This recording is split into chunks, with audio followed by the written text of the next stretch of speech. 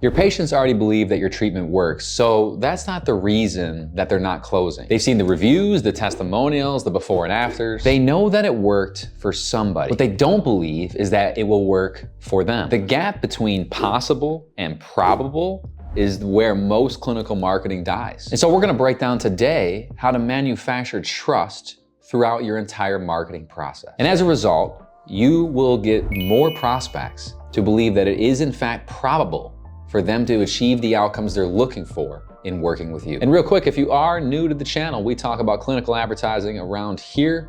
We spend a lot of our own money on ads, and we also get a chance to work and help advertise for a lot of other healthcare clients, both virtual, clinical, local businesses, if you will. And so we just share the lessons that we learn in working with them, and we bring them back to you here. And today's lesson is the bridge between possible and probable. And the first thing to look at is, why does the gap exist? And so let's begin our journey. The first thing that we have to look at is just the idea of what does it mean when it's possible versus probable. Okay, that means, if you think about possible, it means it can work in general. Okay, most people are like, yes, dude, it's possible to run a 4-minute mile or a sub 4-minute mile. We've seen guys do it and gals do it.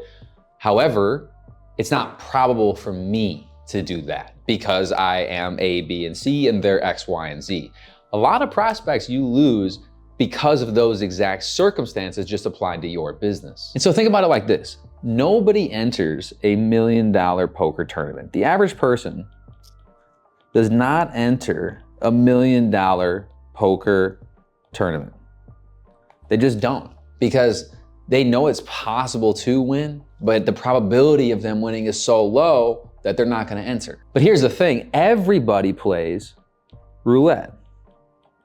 Everybody plays roulette because they know it's possible to win, and they also know that it's probable, at least to a higher degree, that they will win.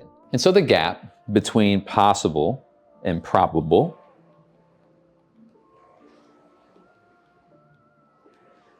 is really bridged by trust. And so the question becomes, how do we manufacture trust into our prospects? So we're going to talk today about a bunch of different assets that you can use to manufacture trust.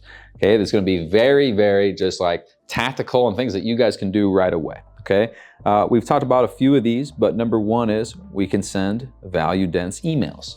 Okay, we can send them information by the time when they book the appointment, when they show up to the appointment, we can send them a bunch of value-dense emails that will build trust. Okay, we can have what's called a sales aid asset, or SAA. Okay, that means that we are going to have an asset that we send the prospect either manually or automatically that may warm them up to the business. We may send them more information about the company, a little bit more about its track record, the people who are working in the business, and some of the testimonials from patients that we've serviced. Now, during this process, we want to have a very high degree of proof. Okay, that means relevant testimonials. So here's one of the strategies that we love to deploy. This is not something that like we do in the front end marketing, but this happens a little bit further downstream. Basically what we do is we'll have relevant proof that's bucketed into different avatars. Okay, so we'll look and see, okay, who comes into the business? What are the types of people that they are in terms of patients, in terms of challenges they're having that they want outcomes to, and then we'll basically bucket those people. And then when we have prospects, naturally, they're gonna fit and fall into a similar bucket.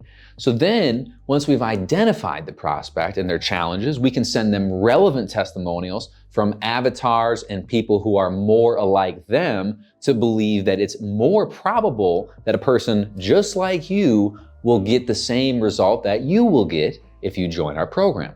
So it becomes not so distant of a testimonial. It becomes like, dude, that person's going through exactly what I'm going through, and I want to be like them. That's the type of vibe they get because they feel so connected, because they're so close in characteristics, in terms of problems, circumstances they're dealing with, and the outcomes that they want to achieve. Now, the other thing that we can do is we can use statistics, or in this case, we'll call them stats. So stats are things about your business that are positive, that make you seem more credible. We've been in practice for 35 years. That's credible. We've serviced over 20,000 patients. That's a big statistic, okay? That's a lot of social proof. Are you really gonna be one of the 20,000 people that we can't help, right? So, think about the key statistics in your business and start deploying them, okay? Now be careful, we don't wanna go out and be making claims, and we gotta make sure everything we do inside of the whole channel, we always wanna make sure is compliant in terms of patient privacy, especially when it comes to testimonials, all right? But you have stats about your business that you can share publicly that doesn't hurt anybody. It's just stats about the company. You could actually look back at the number of patients you service and then share that with people, right? Because then it becomes more probable that they, amongst all the other people, will get the same result. Another one of our favorite strategies to build trust is the thank you page. So right when they book an appointment, they land on a different page. That page educates them. It provides value about the service. It answers questions. It warms them up to the business. That starts to again increase the probability that they'll feel like it'll work for them. And to be clear, the thank you page, we talked about this in a different video, but in case you missed it, that comes after the book call or the appointment that's scheduled. If you're doing an in-person offer, appointment scheduled, or book call on Zoom, okay, as soon as they book an appointment, then they go to a thank you page. That's where that exists, okay? That has all the different assets it's basically like one singular asset that has all of this stuff on there, right? Information, answering questions, more proof, more key statistics, and everything that starts to begin to bridge the gap. Because here's what you guys must understand, as with all of this is how we manufacture trust at the highest level in marketing without even really having to engage a ton with humans, right? But here is what you must consider. Most of the probability thing that you're trying to overcome with patients is I've tried something like this. This is the biggest thing that you're trying to overcome because most of the patients are actually skeptical that they're going to be committed to the outcomes, okay? So you must have a very dense process to manufacture trust in themselves and you and the business. Because a lot of people are like, man, dude, I've tried all this stuff, my situation's just, they start to believe their situation is just different. And no other human on earth before them has ever been able to overcome that. Now, you guys know that's not true. If you're watching, you know the patients that you've helped and they've been to a lot of different people. When they finally found you, they were like, dang, this is what I needed, But the problem is people give up. And so when they come into you, if they've already been beaten down and they're already just sagged in their seat, they're not doing that because of you. They're doing that because they've lost trust in themselves. And more importantly, they've lost certainty that they're going to be able to achieve the outcome, which means they have to deal with the problem for, future pain the rest of time, So a lot of this game is before they get a chance to meet you, just start trying to bridge the probability factor. Start trying to show them that, look, you believe it's possible, we're gonna show you that it's actually feasible for you to do this, okay? And so when you start using these assets, all in combination with each other, plus a good sales process, a great discovery, a great conversion model, a good delivery and clinical outcome, all important, right? But when you have all these things, now you can start to take people who are cold and you can really start to bridge their level of warmth, because that's all you're really doing if you think about it. Is if you have a graph, and this is the level where a deal is done. But what happens is a lot of prospects will come in here, right? And so they are low certainty. So what we're doing with these assets is we're basically slowly bringing them up the ladder so that we can get a deal done, right? And as a result, we have to spend less time hard selling and more time just confirming beliefs that, dang, I read all your material, I am convinced that we can do this. Now we just need to work logistically how to figure out the finance and the investment, but that's the easy part, right?